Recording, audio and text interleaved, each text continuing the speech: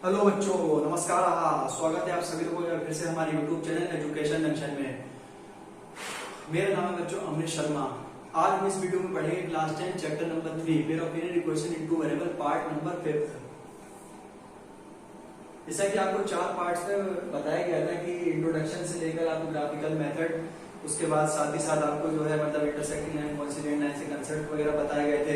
साथ ही साथ आपको वर्ड प्रॉब्लम्स कराई गई थी। आपको कार्टेशियन प्लेन वगैरह के बारे में बताया गया था कि ग्राफ से रिलेटेड कुछ पॉइंट्स हैं, कैसे हमें मतलब ग्राफ को प्लॉट करना है। कोऑर्डिनेट्स हमारे जो माइनस जैसे 5,3 है तो उन्हें इजीली कैसे प्लॉट करें, जो कि आपको बहुत अच्छे से बताया गया था। अब हम लोग उसी के आगे पढ़ेंगे कि algebraic methods of solving a pair of linear equation. ठीक है, कि लीनियर इक्वेशन को सॉल्व करने की हमारे और अतिरिक्त अदर मेथड्स कौन से होते हैं। जैसे कि हमारे किसी अलजेब्रिक इक्वेशन को सॉल्व करने के लिए हमारे पास 3 मेथड होते हैं, एक तो सब्स्टिट्यूशन, एक एलिमिनेशन और एक क्रॉस मल्टीप्लिकेशन। ये बच्चों इस मेथड की हम लोग को जरूरत इसीलिए पड़े क्योंकि हम लोग जब ग्राफ वगैरह सॉल्व करते हैं तो अगर मान लीजिए कोई कोऑर्डिनेट हमारे पास आ जाते हैं, जैसे कि √2 आ गया और मान लीजिए 3√2 आ गया, ठीक है, तो इन कोऑर्डिनेट्स को प्लॉट करना हमारा मतलब ग्राफ पे इजीली हम लोग इसे सॉल्व कर नहीं सकते और सॉल्यूशंस निकालना जो हम लोग के लिए टफ हो जाता था ग्राफिकल मेथड से। तो इसीलिए ये मेथड हमारा इसीलिए अच्छा है कि मतलब ग्राफिकल मेथड भी ठीक है लेकिन वो मतलब कन्वीनियंट नहीं है कि इसके सॉल्यूशंस हमें इजीली मिल सके। तो इसीलिए ये मेथड बनाया गया जिसमें कि सबसे पहला मेथड बच्चों होता है सब्स्टिट्यूशन मेथड, दूसरा बच्चों मेथड होता है एलिमिनेशन मेथड और तीसरा बच्चों मेथड होता है क्रॉस मल्टीप्लिकेशन मेथड। ये आज की क्लास बहुत महत्वपूर्ण है क्योंकि इस क्लास में आपको ये जो है 3 मेथड जो है ये आपको एक एक करके बताए जाएंगे बहुत ही अच्छे से। और ये मेथड आपको अपने पेपर में आपके आते ही आते 110% मिलेंगे आपको। एक क्वेश्चन शॉर्ट में लॉन्ग में आपको जरूर बिल्कुल मतलब आना ही आना है इससे। तो आप इसे बहुत इजीली पढ़ लेते हैं। सब्स्टिट्यूशन आपको पता भी होगा कि एक को सब्स्टिट्यूट कर देना, उसकी जगह कोई दूसरा पेयर वगैरह आ जाना, तो ऐसे करके आपको पता होगा। एलिमिनेशन का मतलब होता है किसी एक टर्म को एलिमिनेट कर देना, कि जैसे कि हमारे पास लिखा हुआ है कि x - y = 4 लिखा है और x + y = मान लीजिए 8 लिखा है, तो यहाँ पे बच्चों ये एलिमिनेट हो जाते हैं, प्लस माइनस कट जाते हैं, तो 2x = 12 आ जाता है, x की वैल्यू 6 आ जाती है। ठीक है, ये तो एलिमिनेशन मेथड की बात हो गई। तो लेकिन पहले तो हम पढ़ेंगे सब्स्टिट्यूशन मेथड। तो सब्स्टिट्यूशन मेथड में आप याद रखेंगे जैसे कि हमें इक्वेशन दे रखी है x + y = 4 और मान लीजिए x - y = 16 दे रखा है, प्लस ही ले लीजिए। ठीक है, तो यहाँ पे जो हम क्या करेंगे कि अगर हम x की वैल्यू निकाल लेंगे इन टर्म्स ऑफ y या y की वैल्यू निकाल लेंगे बच्चों इन टर्म्स ऑफ x, तो इसमें ध्यान रखेंगे कि हमें a को सब्स्टिट्यूट करना है। या तो आप x को सब्स्टिट्यूट कर दीजिए या तो y को सब्स्टिट्यूट कर दीजिए। कहने का मतलब ये है कि वैल्यू आप निकाल लीजिए x की value in terms of y या y की वैल्यू निकाल लीजिए इन टर्म्स ऑफ x। तो हम इसमें बच्चों आपको क्वेश्चन जितना बताना था अब हम इस पे जो है क्वेश्चन करते हैं, तो आप बहुत ही अच्छे तरीके से आप सीख जाएंगे। एक्सरसाइज के क्वेश्चन करते हैं, तो एक्सरसाइज 3.3 हम लोग शुरू करते हैं। और बच्चों आप ये भी देख लीजिए कि इस वाली जो चैप्टर है इसमें बहुत बड़ा ये चैप्टर है और साथ ही साथ जो इसमें ज्यादा एक्सरसाइजेस भी है, ज्यादा क्वेश्चन भी। आपने जैसे पिछली एक्सरसाइज की तो अच्छे खासे क्वेश्चन थे, 7 क्वेश्चन थे, उसके बाद पार्ट भी थे। अब जैसे कि 3.3 है, ये भी बच्चों अच्छी खासी बड़ी एक्सरसाइज है। तो एक पार्ट में इसे मतलब करा तो सकते, तो पार्ट जैसे वीडियो बहुत ही ज्यादा बड़ी हो जाएगी। ठीक है, तो जितना ऐसे हो सकता है ज्यादा से ज्यादा तो आपको क्वेश्चन करा दिया। जैसे क्वेश्चन नंबर 1 जैसे शुरू करते हैं, फर्स्ट पार्ट में लिखा हुआ है x + y = बच्चों 14 दे रखा है और x - y = बच्चों 4 दे रखा है। तो सबसे पहले आप क्वेश्चन में लिखा है कि solve the following pair of linear equation by substitution method. Paper में आप ध्यान रखेंगे अगर आपका क्वेश्चन तो आना ही आना है। अगर पेपर में किसी भी मतलब मेथड नहीं आपको गिवन दिया गया है तो आप इन 3 में से किसी भी मेथड से x और y की वैल्यू निकाल के क्वेश्चन को सॉल्व कर सकते हैं। यदि पेपर में आपको दिखा है जैसे इसमें इन्होंने मेंशन कर दिया है कि हमें क्वेश्चन को सब्स्टिट्यूशन मेथड से ही करना है, तो अगर आपके पेपर में क्वेश्चन आ जाता है कि इससे हमें सब्स्टिट्यूशन से ही करना है तो सब्स्टिट्यूशन से ही करना है क्वेश्चन। एलिमिनेशन से आप करके आएंगे, भले ही आपका आंसर सही हो लेकिन वो आपको 0 मार्क्स मिलेंगे। ठीक है, तो हम इसमें आपको सबसे पहले क्या बताया था, इसी क्वेश्चन फर्स्ट मानिए, इसी क्वेश्चन सेकंड मानिए। जैसे x + y = 14 आप इसे फिर से लिखेंगे, x की वैल्यू आप निकाल लीजिए 14 - y। अब x की वैल्यू आपने आपसे क्या कहा था, x की वैल्यू यहाँ से निकाल लीजिए इन टर्म्स ऑफ y या y की वैल्यू निकाल लीजिए इन टर्म्स ऑफ x। तो यहाँ पे x की वैल्यू आप सेकंड इक्वेशन में पुट कर दीजिए। कैसे लिखेंगे कि लिखेंगे put the value of x, ठीक है, put the value of x in equation number second. In equation number 2 में आप इस वैल्यू को रख देंगे तो यहाँ पे बच्चों क्या आ जाएगा 14 - का y बराबर ये बच्चों 4 आ जाएगा। तो 14 - का y - का 4 बराबर ये 0 आ जाएगा। तो ये कितना हो जाएगा ठीक है, तो ये x - y = 4, x = 14 - y, x की वैल्यू आप रख दी 14 - का y। ठीक है, ये थोड़ा सा यहाँ पे ठीक है, तो आप यहाँ पे जैसे आपने ये लिख लिया कि x बराबर जो है 14 माइनस वाई में वैल्यू पुट करनी है क्वेश्चन नंबर सेकंड में। तो आप ये देख लीजिए x की वैल्यू कर दीजिए 14 माइनस का y चलता रहेगा साथ में, ये बच्चों 4 हो जाएगा। तो ये 14 ये माइनस का 2y ये बराबर 4, तो 14 माइनस का 2y माइनस का 4 बराबर 0। तो ये बच्चों ये हो जाएगा 10 ये माइनस का 2y, ठीक है, ये बराबर 0। इसे आप उधर भेज दीजिए तो 2y बराबर ये 10 हो जाएगा, y बराबर बच्चों प्लस का 5 आ जाएगा। अब हमें y की वैल्यू पता लग गई है, तो y की वैल्यू आप यहाँ पे डाल दीजिए 14 माइनस का 5, जो कि बच्चों हमारी x की वैल्यू क्या आ गई, x की वैल्यू हमारी 9 आ गई। और आगे हम क्या लाइन लिखेंगे कि इधर x बराबर बच्चों 9 आ गया है एंड y बराबर हमारा 5 आ गया है। इसमें आप ये ध्यान रखेंगे कि हमें a की वैल्यू सब्स्टिट्यूट करनी है, तो x की value in terms of y substitute कर दीजिए या y की value in terms of x। अब हम अपना आंसर चेक करना चाहते हैं कि हमारा आंसर सही है कि नहीं, तो हमें x प्लस y बच्चों 14 दे रखा है, x की वैल्यू मुझे मिली है 9, y की वैल्यू मुझे मिली है 5, तो 9 प्लस 5 बच्चों 14 होगा, तो 14 बराबर 14 हो गया। तो ये बच्चों हमारा आंसर सही है। ये आप अपने नॉलेज के लिए आप अपने रफ पर कर सकते हैं कि हमारा आंसर सही है कि नहीं, बाकी आपको दिखाने की जरूरत नहीं होती है, पेपर में आप अपना चेक कर सकते हैं कि हमारा आंसर सही है कि नहीं। तो फटाफट इसका सेकंड पार्ट पे आते हैं। तो आप समझ गए होंगे कि सब्स्टिट्यूशन मेथड हमें असल में कैसे अप्लाई करना है क्वेश्चन पर, ठीक है। और इसे पूरा ही मिटा देते हैं। ये जो टॉपिक आपको बताया गया था इसमें मोस्ट इंपॉर्टेंट लिख लीजिए या फिर इस पे एवरी ईयर ही लिखिए कि आता ही आता है टॉपिक है। तो अब इसे बोर्ड को मिटा देते हैं।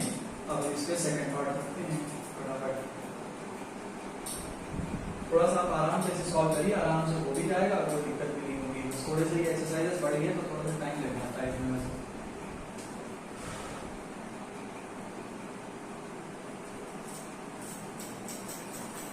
थोड़ा टाइम बोर्ड मिटाने लग जाता है।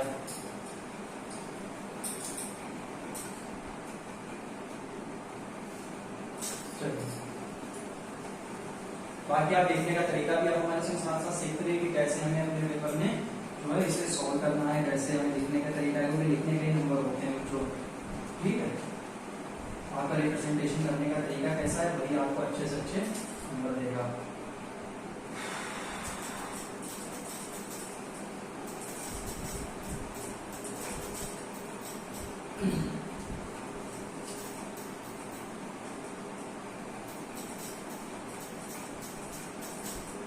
चलिए अब इसका हम लोग करते हैं सेकंड पार्ट। सेकंड पार्ट हम लोग से बच्चों क्या पूछा गया है कि s माइनस का t बराबर 3, जैसे क्वेश्चन हमने पहला बोल दिया है, और दूसरे क्वेश्चन में हमसे कह रहा है कि s/3 प्लस का t/2 बराबर 6। जैसे कि पहले वाले क्वेश्चन में हमसे पूछा था कि x की वैल्यू बताइए, y की वैल्यू बताइए सब्स्टिट्यूशन मेथड से। इसमें हमसे s की वैल्यू पूछ रहा है और हमसे t की वैल्यू पूछ रहा है। तो आप यहाँ देख लीजिए, यहाँ दो वेरिएबल हैं, एक s है और एक t है। तो ठीक है, पहले वाले क्वेश्चन में x और y वेरिएबल तो बदलते रहते हैं, t की y कोई दिक्कत नहीं है। तो यहाँ पे हमें s और t की वैल्यू निकाली, कोई हमारे जाए कि एक वैल्यू को सब्स्टिट्यूट कर दीजिए और दूसरी वैल्यू को पुट कर दीजिए बस, और इसमें कुछ नहीं करना है। तो इसमें s की वैल्यू फ्रॉम फर्स्ट से हमें क्या पता लग जाएगा कि s की वैल्यू 3 + 2 आ गई है। तो अब s की वैल्यू आप इससे करके यहाँ पर पुट कर दीजिए कि put the value of s in equation second. In second हमें क्या प्राप्त होता है कि s की वैल्यू आप लिख दीजिए 3t + 3/3 प्लस का t/2 बराबर 6। या आप एलसीएम ले लीजिए, एलसीएम 6 आ जाएगा। एलसीएम के बाद जो सीधे सीधे क्रॉस मल्टीप्लाई हो जाती है, या फिर आप ऐसे समझ लीजिए कि 3 × 6 है, तो ठीक है, तो यहाँ पे 2 से मल्टीप्लाई होगी, ठीक है, t + 3। यहाँ पे 2 3 या 6 है, तो यहाँ तो सिंगल ही टर्म लिखा हुआ है, तो 3t या 6 हो जाएगा। तो ये बच्चों ये 2t हो जाएगा, 3 + 6 हो जाएगा, प्लस का 3t हो जाएगा, अपॉन 6 हो जाएगा बराबर 6। 2 और 3 बच्चों 5 होता है, 5t प्लस का 6/6 बराबर 6 हो जाएगा। 5t प्लस का 6 बराबर 6, 6 36 हो जाएगा। तो 5t बराबर बच्चों क्या हो जाएगा 36 माइनस का 6, 5t बराबर बच्चों 30 हो जाएगा। t बराबर बच्चों 30 माइनस 30/5 हो जाएगा। तो t बराबर बच्चों 6 आ गया। अब t की वैल्यू अगर 6 आ गए तो अपने लिए से इक्वेशन निकाले थे आसान से, t + 3। तो यहाँ पे बच्चों 6 वैल्यू रख दीजिए, 6 + 3 s बराबर बच्चों 9 आ जाएगा और t बराबर 6 आ जाएगा। लेकिन हम तो अपना आंसर बच्चों चेक करना चाहते हैं, हमारा आंसर सही है कि नहीं, तो ये लोग ये चेक कर लो। s - t बराबर 3 दे रखा है, s की वैल्यू हमारे पास क्या है 9 है, t की वैल्यू 6 है, ये 3 हो जाएगा। 9 में से 6 या 3 बचेगा, तो t बराबर 3 आ गया। तो ये बच्चों हमारा आंसर सही है। और आखिरी में आप ये 9 जरूर लिख दीजिएगा पहचानने के लिए कि 10, s बराबर 9 हो जाएगा एंड t बराबर हमारा 6 हो जाएगा। तो ये बच्चों इसे आप ब्रैकेट बंद कर दीजिए, ये आपका आंसर हो गया, ठीक है। तो ये बच्चों बिल्कुल ऐसे ही लिखने का बिल्कुल ऐसे तरीका है। तो आप इसी ऐसे ही आप सारे क्वेश्चंस को आप सॉल्व करेगा। तो अब हम बच्चों आते हैं इसके जो है, तो थर्ड पार्ट जो इसका दे रखा है 3x - y = 3 और 9x - 3y = 9। ये भी आप बच्चों इजीली सॉल्व कर सकते हैं। थर्ड पार्ट में बच्चों क्या है कि अभी थर्ड पार्ट चलिए कर देते हैं, क्योंकि क्वेश्चन बिल्कुल सेम नहीं है, सिमिलर नहीं है, तो कर देते हैं इसे सॉल्व।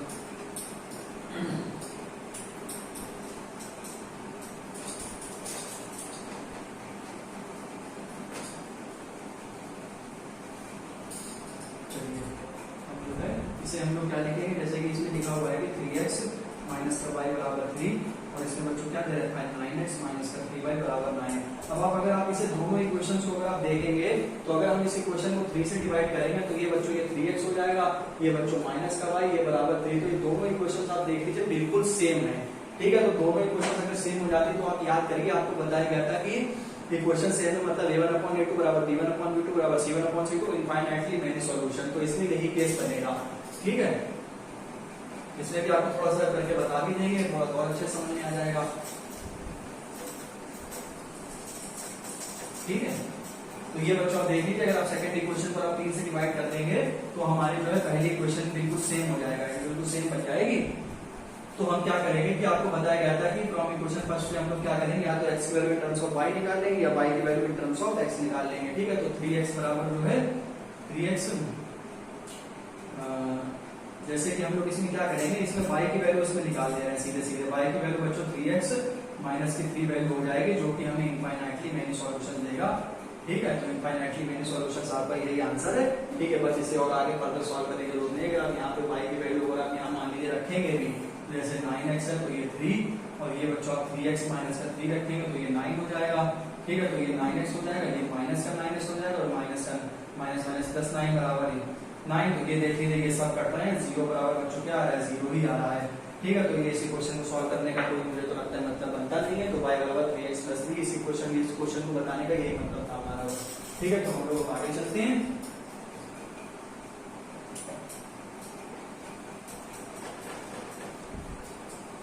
फटाफट से अगले क्वेश्चन से बात करते हैं कि जिससे ज्यादा क्वेश्चन हो जाए और आप आराम से सीख भी जाएं। जैसे कि बच्चों ये क्वेश्चन दे रखा है 0.2x प्लस का 0.3y बराबर बच्चों 1.3, और ये बच्चों दे रखा है 0.4x प्लस का 0.5y बराबर बच्चों 2.3, ठीक है। अब आप ये देख लीजिए यहाँ पर क्या है कि यहाँ पर पॉइंट दे रखा है, तो पॉइंट में थोड़ा सा क्वेश्चन कैलकुलेशन करना थोड़ा सा दिक्कत हो जाती है, तो इसे हम बच्चों क्वेश्चन फर्स्ट और सेकंड मानेंगे। हम इसे कैसे करके लिखेंगे कि question number 1 can also be written as, ठीक है। जैसे पॉइंट हटा के तो 0 बढ़ाते हैं, तो ये बच्चों हमारा सीधे सीधे क्या हो जाएगा, 0.2 ऐसे करके लिखेंगे, ठीक है। प्लस का 0 पॉइंट से पॉइंट हटा देंगे तो यहाँ पे 10 बढ़ जाएगा नीचे, 3y बराबर 1.3 ऐसे करके हटा के, ठीक है। तो ये बच्चों हो जाएगा 2x, ये बच्चों हो जाएगा 3y अपॉन 10 बराबर ये 13/10 हो जाएगा। तो ऐसे करके 2x प्लस का 3y बराबर 30 हो जाएगा। सिमिलरली हम सेकंड इक्वेशन में क्या लिखेंगे, 4x प्लस का 5y बराबर 23। तो ये दो इक्वेशन हमारे पास आ गई हैं, जैसे कि पहले क्वेश्चन से करा था बिल्कुल सेम। अब आप तो अब इजीली सॉल्व कर लेंगे, ठीक है। तो ये जो है आप ये आगे इसके फर्दर सॉल्व आप कर लीजिएगा, ठीक है। बस हमारा ये तरीका था आपको बताना। अब हम इसका जो है पार्ट करते हैं रूट वाला, ठीक है। अब हम इसका रूट वाला पार्ट करते हैं, वो वाला थोड़ा सा रूट है, उसमें कोई परेशानी नहीं है, उसमें भी आंसर हमारा आ जाएगा आसानी से, लेकिन जो है रूट वाले में थोड़ी सी प्रॉब्लम हो जाती है, तो इसीलिए आपको रूट वाला क्वेश्चन आपको पूरा सॉल्व करके दिखा दे रहे हैं, यहीं पर दिखा देते हैं, चलिए ठीक है। तो फिफ्थ पार्ट में हमसे बच्चों क्या पूछा गया है, इसके जो √2x प्लस का √3y बराबर 0, ठीक है। √3x माइनस लिखा है यहाँ बीच में, माइनस का √8y इक्वल टू 0। तो यहाँ सबसे पहले फ्रॉम फर्स्ट में से ही क्वेश्चन नंबर 1 की वैल्यू निकालेंगे। इससे पहले कह दीजिए, इसे दूसरी कह दीजिए। फ्रॉम फर्स्ट में से मान लीजिए √2x लिखा है और प्लस का मान लीजिए √3y लिखा है बराबर 0 हो जाएगा। तो √2x ये बच्चों हो जाएगा माइनस का √3y, तो x बराबर बच्चों क्या आ जाएगा, माइनस का √3 अपॉन √2। ये y ये बच्चों हमारी x की वैल्यू आ गई। अब इस x की वैल्यू को आउटपुट कर दीजिए यहाँ पर सेकंड इक्वेशन में, put this value in second, तो this value in equation second में जब आप वैल्यू रखेंगे तो यहाँ पर √3 हमारा बच्चों ऐसे ही रहेगा। x की वैल्यू आप देख लीजिए, माइनस का √3 अपॉन √2, ये बच्चों y हो जाएगा, कोई दिक्कत नहीं है, ये √8y हो जाएगा, ये बच्चों ये 0, ठीक है। अब आप इस रूट को अंदर मल्टीप्लाई करा दीजिए, तो ये तो बच्चों हो जाएगा 3y अपॉन √2, ये y, कोई बात नहीं, ये बच्चों √8y हमारा रहेगा, ये बराबर बच्चों हमारा क्या हो जाएगा, 0 हो जाएगा। अब आप इसमें से क्या करिए, इसमें से आप y कॉमन ले लीजिए, आप जब इसमें से y कॉमन लेंगे तो ये बच्चों यहाँ पे हमारा क्या जाएगा 3/√2 हो जाएगा। और ये बच्चों √8 को हम लोग क्या लिख सकते हैं 2√2 लिख सकते हैं। √8 को तो लिख सकते हैं बच्चों 2√2 कैसे, जब 8 का एलसीएम लेंगे तो 2 4 जाए 2 2 जा और 2 बन जा। ठीक है, तो यहाँ पे एक पेयर हमारा कॉमन है तो 2√2 हम लोग 8 को लिख सकते हैं, जो कि आपको इजीली पता होगा। तो यहाँ पे आप देख लीजिए अगर हम यहाँ पे मल्टीप्लाई कराएंगे, ठीक है, तो यहाँ पे आप देख लीजिए √2 और 2 हमारा क्या हो जाएगा, अगर यहाँ पे मल्टीप्लाई कराएंगे जैसे यहाँ पर क्या है y, तो जैसे यहाँ पे 3 हो जाएगा ये जो लिखा हुआ है, और यहाँ पर जो है ये 2 हो जाएगा और ये 4 हो जाएगा यहाँ पे माइनस का। ठीक है, तो ये 2 हो जाएगा तो ये 7y बराबर 0 आ जाएगा और y बराबर इजली हमारी वैल्यू 0 हो जाएगा। अगर हमारी y की वैल्यू 0 आ गई है तो यहाँ पे जो है y की वैल्यू रख दीजिए, y की वैल्यू 0 अगर आप यहाँ रख देंगे तो x की वैल्यू भी हमारी क्या आ जाएगी 0 आ जाएगी। तो 10 हम क्या करके लिखेंगे यहाँ पे कि x की वैल्यू भी 0 है और y की वैल्यू भी हमारी 0। अच्छा हमें तो आंसर चेक करना है तो x की वैल्यू आप यहाँ पे 0 रख दीजिए, तो √2 × 0 0 √3 y की वैल्यू भी 0 रख दीजिए, तो 0 बराबर बच्चों 0 आ रहा है, इसका मतलब हमारा आंसर इसलिए बिल्कुल सही है। अब इसका जो बच्चों लास्ट पार्ट है 3x/2 माइनस 5y/3 बराबर -2 एंड x/3 प्लस y/2 बराबर, इसमें आप क्या करिएगा एलसीएम ले लीजिएगा, सीधे सीधे इक्वेशन बन जाएगी, सॉल्व कर लेना। ठीक है, सेकंड इक्वेशन में भी हमें सेकंड क्वेश्चन में भी क्या करना है कि सॉल्व करना है 2x + 3y बराबर 11 एंड 2x माइनस का 4y बराबर -24। सबसे पहले आप क्या करिएगा इसमें दोनों वैल्यू जो हैं जैसे कि आपको वैल्यू सब्स्टिट्यूट करके x और y की वैल्यू निकाल लेना। उसके बाद हमें आपको एक इक्वेशन दे रखी है कि y बराबर mx + 3। ठीक है, अभी बता रहे हैं आपको जो इक्वेशन जो है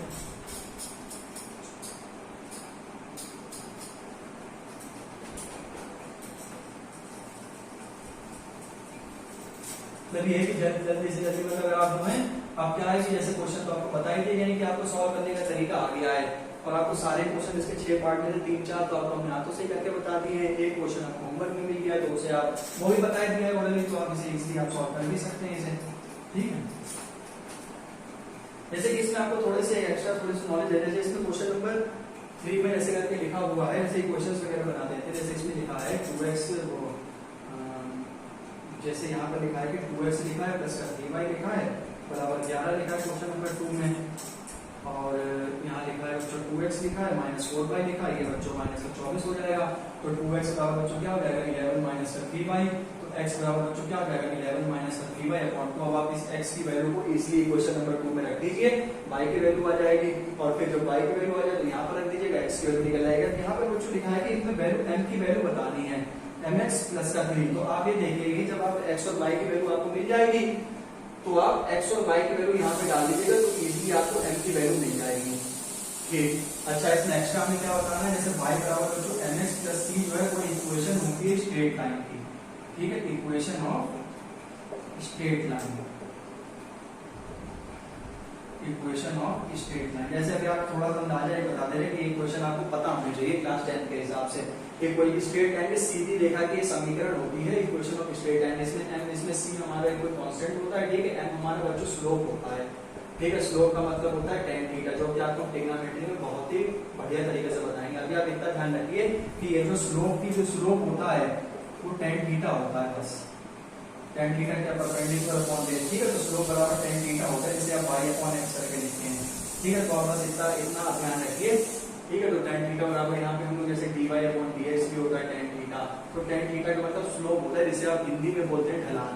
तो इतना ध्यान रखिए, y बराबर mx + 3 जो लिखा है यहाँ पे c की वैल्यू बच्चों आपको कांस्टेंट बताया था, कुछ भी हो सकती है, 3 है यहाँ पे आ सकता है, तो y बराबर mx + 3 ये इक्वेशन होती है स्ट्रेट लाइन की। बस इतना मुझे इसी बताना था।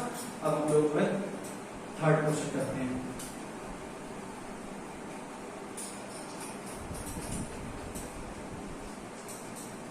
ये आप जो है नोट कर लीजिएगा कि y बराबर जो है mx + c होता है, यहाँ पे m क्या होता है स्लोप आपको बता ही दिया है। ठीक है, और c आपको कांस्टेंट बता ही दिया गया है। क्वेश्चन ऑफ स्ट्रेट लाइन आप ध्यान रखेंगे कि क्या होती है mx + c होती है। ठीक है, यहाँ पे कोई क्वेश्चन में आप बना के x और y की वैल्यू निकाल लेना तो ठीक है, और इसमें जो वैल्यू पुट कर देना y बराबर mx + 3 x और y की वैल्यू रखेंगे, m की वैल्यू भी इजीली मिल जाएगी। ये m की वैल्यू हमसे इस क्वेश्चन में पूछी गई है। ठीक है, चलिए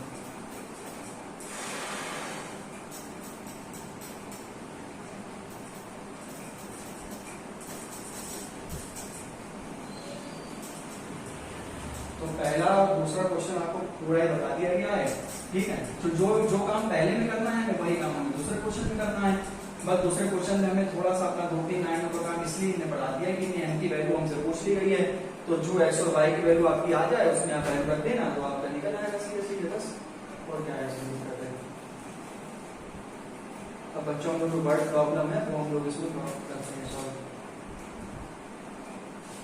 वर्ड प्रॉब्लम भी बहुत आसान है, सीधे सीधे बन भी जाएगी, कोई दिक्कत भी नहीं आएगी। ठीक है, जैसे क्वेश्चन नंबर 3 में क्या कह रहा है कि from the pair of area equation of solving and their solution bye substitution method, क्योंकि आपको सब्स्टिट्यूशन मेथड ही इस वीडियो में बताया जा रहा है तो हमें सब्स्टिट्यूशन मेथड से इसको सॉल्व करना पड़ेगा।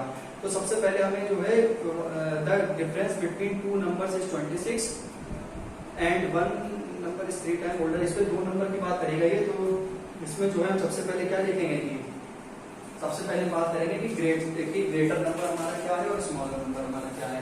ठीक है, तो सबसे पहले हम क्वेश्चन नंबर जो 3 है उसमें हम बच्चों क्या लिखेंगे। सबसे पहले हम बात करेंगे कि हमने मान लिया है कि जो हमारा बड़ा नंबर है ग्रेटर नंबर वो है हमारा x है। ठीक है, और जो हमारा जो स्मॉलर नंबर है, ठीक है, जो हमारा स्मॉलर नंबर है वो हमारा बच्चों y है। और हमारी जो फर्स्ट कंडीशन है इसे लिखने का तरीका भी आप साथ ही साथ नोट करते रहिए। जो हमारी फर्स्ट कंडीशन है, कंडीशन में क्या कह रहा है कि the difference between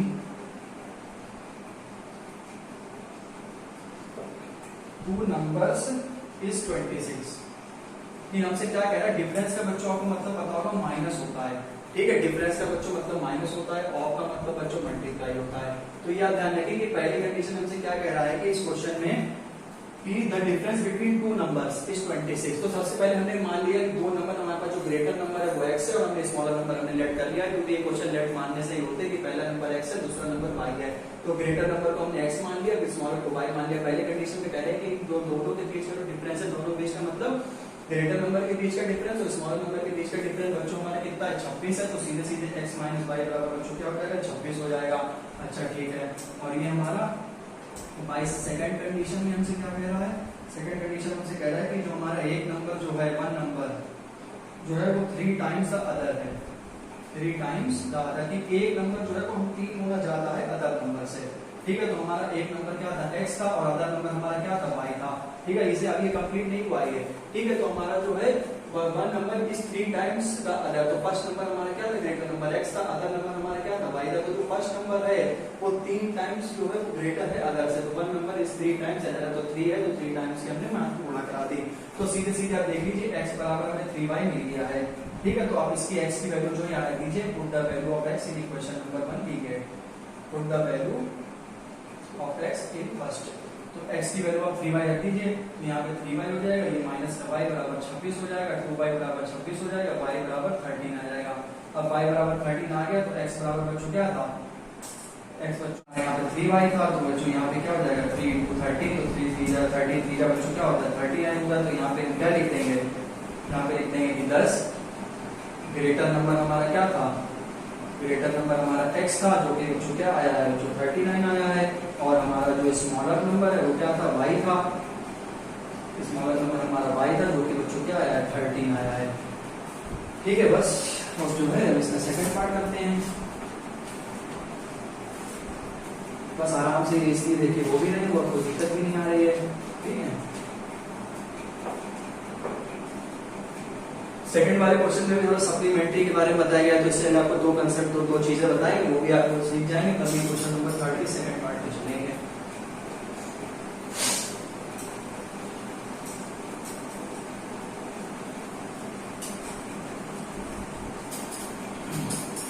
interesting chapter है और थोड़ा सा लॉन्ग भी है ये चैप्टर, क्वेश्चन इसमें बहुत है, तो एक एक क्वेश्चन जो है वो बता रहे हैं, तो इसीलिए थोड़ा टाइम लग जाता है वीडियो में बस, और कोई दिक्कत नहीं। और बताना भी चाहिए क्वेश्चन जो है कैसे तरीका से आपको वैसे कैसे रिप्रेजेंट करना है अपने एग्जाम में, तो वो भी आपको ध्यान रखना है और सीखना भी है आपको। ठीक है,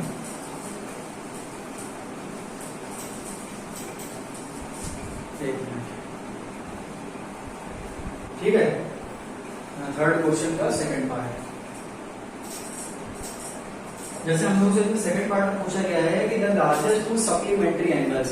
अच्छा बच्चों आप ध्यान रखेंगे कि कॉम्प्लीमेंट्री एंगल्स पहले बात करेंगे कि जो हमारे कॉम्प्लीमेंट्री एंगल्स होते हैं वो क्या होते हैं। तो जिन दो का सम हमारा बच्चों क्या होता है 90, वो कॉम्प्लीमेंट्री होते हैं, और जिनका सम हमारा बच्चों टोटल दो हमारा 180 होता है, उसे हम क्या कहते हैं सप्लीमेंट्री एंगल कहते हैं। सप्लीमेंट्री का मतलब होता है बच्चों, सप्लीमेंट्री का मतलब होता है 180, ठीक है। अगर आपको बता भी देंगे सप्लीमेंट्री दैट इज 180 और कॉम्प्लीमेंट्री दैट इज 90, ठीक है। तो ये आप ध्यान रखेंगे, ये आप ध्यान रखेंगे कि जो है सप्लीमेंट्री और कॉम्प्लीमेंट्री का मतलब क्या होता है, ठीक है। अब हम लोग आगे चलते हैं इससे सेकंड पार्ट में, जिसमें कि हमसे पूछा गया है कि that larger of to supplementary angle, larger तो मतलब ये है कि एक हमें मानना पड़ेगा ग्रेटर और एक बच्चों स्मॉलर, बिल्कुल पहले क्वेश्चन की तरह। तो हम क्या लिखेंगे, लेट जो हमारा ग्रेटर एंगल है वो दोस्त हमारा x है, और हमारा जो लैंड स्मॉलर जो एंगल है वो हमारा y है, ठीक है। तो पहले में हमसे कह रहा है कि the larger of to supplementary angle, तो ठीक है। तो लार्ज टू सप्लीमेंट्री एंगल्स की हमसे बात करी गई, तो पहली जो हमारी कंडीशन है वो तो x बराबर 180 डिग्री हो जाएगी, x प्लस y बराबर 180। और हमसे सेकंड कंडीशन में कह रहे हैं, सेकंड कंडीशन में जो कैसे लिखेंगे कि इसमें लिखा है कि एंगल एक्सीड्स का मतलब होता है बच्चों थोड़ा सा बढ़ जाना, मतलब वैल्यू बढ़ जाना, मतलब ठीक है बाई 18 डिग्री, ठीक है। एक्सीड्स का मतलब होता है बच्चों थोड़ा सा बढ़ जाना वैल्यू, मतलब बड़ी वैल्यू हो जाना, या मतलब क्या इंक्रीज, एक्सीड्स का मतलब इंक्रीज होता है, ठीक है। तो इसमें क्या बच्चा, angle exceeds the smaller by 18, तो स्मॉलर हमारा x तो है नहीं, हमारा स्मॉलर y है, तो वो कितना बढ़ गया, वो 18 बढ़ गया है। तो ये क्वेश्चन हमारी सेकंड आ गई। तो x बराबर y प्लस 18 वैल्यू यहाँ रख दीजिए, तो x बराबर y प्लस 18 प्लस y बराबर बच्चों 180 हो जाएगा, तो ये बच्चों 2y हो जाएगा, और ये 180 और माइनस 80 तो ये बच्चों कितना हो जाएगा 180, 162 हो जाएगा, और 162 का आधा बच्चों कितना होता है 81 होता है, ठीक है। y की वैल्यू हमारी कितनी आ गई, 81 आ गई। तो x की वैल्यू अब यहाँ पे रख दीजिए, 81 प्लस 18 ये बच्चों कितना आ गया 9 और 99 आ गई वैल्यू, ठीक है। तो ये तो हमारा क्या लिखेंगे, तो हमारा जो ग्रेटर एंगल है वो हमारा क्या आ गया, ग्रेटर मतलब जी हमारा क्या आ गया, x बराबर बच्चों 99, और स्मॉलर एंगल हमारा ऐसे बच्चों क्या आ गया, y बराबर 81। आप ये जी ऐसे लिखेंगे, आप ये पूरा ही लिखेंगे, ठीक है। तो ये हमारा इजी हो गया। थर्ड पार्ट बच्चों क्या कर रहा है कि थर्ड पार्ट में पूछा कि the coach of cricket team, bat और बॉल की बात करी गई है, तो बैट को आप x मान लीजिएगा और बॉल को y मान लीजिएगा, ठीक है। ये तो बहुत ही आसान क्वेश्चन है, इसमें तो कोई दिक्कत नहीं है, ठीक है। तो ये आपका सेकंड क्वेश्चन भी हो गया। ये इसीलिए कराते हैं क्योंकि इसमें कॉम्प्लीमेंट्री और सप्लीमेंट्री की बात की गई थी, और ये आपको बताना भी था कि असल में सप्लीमेंट्री होता क्या है, ठीक है।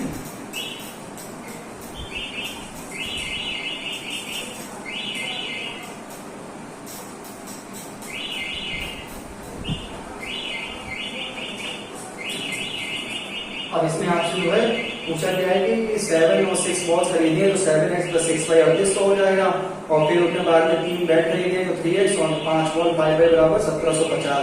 Find the cost of each bat and each ball, तो आप जो है x और y का वैल्यू निकाल लेंगे, तो वो आपका सीधे सीधे हो जाएगा। तो जो है अब इसका जो है थर्ड पार्ट, इसका लगभग आपका थर्ड पार्ट भी आप कर लेंगे आसानी से, ठीक है। थर्ड पार्ट भी आपका आराम से हो जाएगा। और कोई आपको जैसे सब्स्टिट्यूशन में आपको ये ध्यान रखना है कि एक अगर x की value in terms of x निकाल लीजिए, या ठीक है, और या तो और y या y की value in terms of x निकाल लीजिए, कोई दिक्कत नहीं है, ठीक है। अब इसका जो बच्चों फोर्थ पार्ट है कि जो टैक्सी चार्जेस है, फिक्स्ड किलोमीटर और fixed kilometre charge for the distance covered, तो हम फिक्स्ड चार्ज और चार्ज पर किलोमीटर ये हम लोग सीधे सीधे लिख लेंगे, ठीक है। ये भी बच्चों बहुत ही आसान सा क्वेश्चन है, तो हम ये वाला कार्य कर ही ले रहे हैं, चलिए ठीक है। ये क्वेश्चन वगैरह बना ले रहे हैं और आपको बता ही दे रहे हैं कुछ, ठीक है। तो हम सबसे पहले इसमें हमारा फोर्थ पार्ट में हमें क्या कह रहा है कि सबसे पहले हमसे बोल रहा है कि जो हमारा फिक्स्ड चार्ज है, ठीक है, फिक्स्ड चार्ज है वो हमारा x है रुपीस, और जो हमारा एंड चार्ज पर किलोमीटर जो हमसे पूछा गया है, चार्ज पर किलोमीटर वो हमारा बच्चों रुपीस हमसे y कह रखा है, और हमसे क्या कह रखा है इसमें कि the the taxi at a city consist of fixed charge together with the charge for the distance covered. For a 10 kilometre distance the charge is paid ₹105। अच्छा ठीक है, तो हमसे पहली कंडीशन में हमसे क्या कह रहा है भाई, फर्स्ट कंडीशन में हमसे कह रहा है कि for a distance of 10 kilometre the charge paid is ₹105। तो हम इसे अपनी शुद्ध भाषा में लिख ले रहे हैं कैसे, that is fixed charge plus charge of 10 kilometres. 10 kilometre बराबर 105 दे रखा है, तो x प्लस वाई, लेकिन हमसे तो बच्चों 10 किलोमीटर की बात करेंगे तो 10 बाई बराबर बच्चों 105 आ जाएगा, तो ये क्वेश्चन हमारी पहली हो जाएगी। अच्छा बाय सेकंड कंडीशन आपको इक्वेशन तो सॉल्व करना ही है, बस वर्ड प्रॉब्लम में इक्वेशन तीसरी कैसे बन जाती है वो आपको बना के दिखा दे रहे हैं। फिर उनसे पूछा गया है कि for a journey of 15 kilometres, उनने 15 किलोमीटर की जर्नी करी है और चार्ज जो है, चार्ज पेड जो है वो कितना है, वो 150 है, कोई बात नहीं ठीक है। तो उनने जो है कितनी करी है जर्नी, 15 चार्ज ले ली तो 15 बाई हो जाएगा, और ये बच्चों हमारा कितना 150 हो जाएगा। ये क्वेश्चन दूसरी क्या कराएंगे, for journey of 15 kilometre the charge paid, charge की बात करेंगे तो 15 बाई कितना चार्ज है, 150 चार्ज है। अब ठीक है, तो आप यहाँ पे वैल्यू निकाल लीजिए, x बराबर कितना 155, कितनी वैल्यू में जाती है यहाँ पर, चार्ज पेड इज ₹155।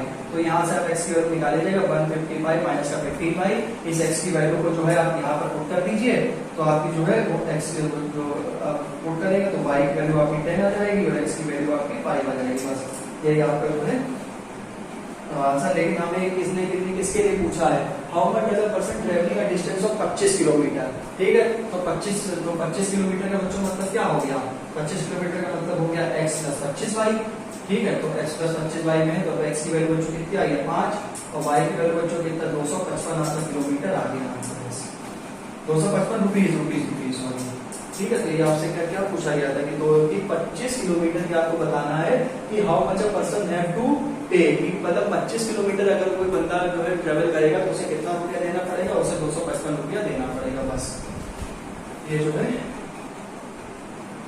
आपका ये वाला क्वेश्चन आपका फोर्थ पार्ट भी जो हो गया है, ठीक है। थोड़ा सा देख लीजिए मतलब इसमें कितनी मेहनत लगभग करनी पड़ जाएगी, इसमें क्वेश्चन वगैरह बहुत है, बताने जरूरी है क्योंकि एक से एक अच्छे क्वेश्चन है, इंपॉर्टेंट क्वेश्चन है, एग्जाम में पूछे भी जाते हैं। बैट वाला भी आपको लगभग बताई दिया गया है। तो जो है बच्चों आज फिफ्थ पार्ट की फ्रैक्शन बिकम्स जो है 9.11 ऐड कर देंगे, फिर चलिए ठीक है।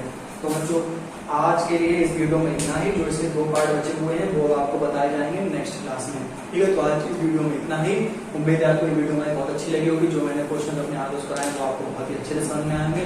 मिलते हैं नेक्स्ट वीडियो में, तब तक के लिए बाय।